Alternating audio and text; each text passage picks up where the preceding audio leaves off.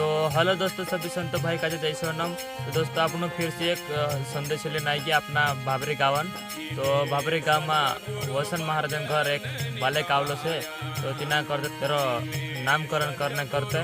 तो पहले तो आपने समझता नहीं होता ताकि जब भी भाई खाली है तो तार 2-3 दहाड़ा नियम रखला, तो हर कुछ काम तीन भाई का करावतला कवाई जाए। तो तार अभी समझ पड़ी गुरु बाबा आधार से।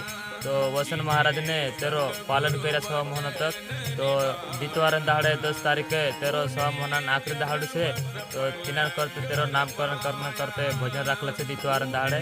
तो 4 तारीख सभी संत भाई आओ जा अपना रात भर भजन गावसु और वाहना में तेरो पालना गवाई से और तेरो नामकरण हो से। तिनार करते जो वीडियो बनाना अपने काजे आदेश आपी राडिया महाराज भाबरी। तो सभी संत भाई आओ तो भाबरी गाँव में दितवार दहाड़े 10 तारीख को जय सोनम। और वीडियो तुमको काजे वारो लाग्यो है तो शेयर कर दो और मुझे भी दिल से खुशी लागे तो कमेंट में जय सोनम जरूर कहजो। सभी काजे जय सोनम।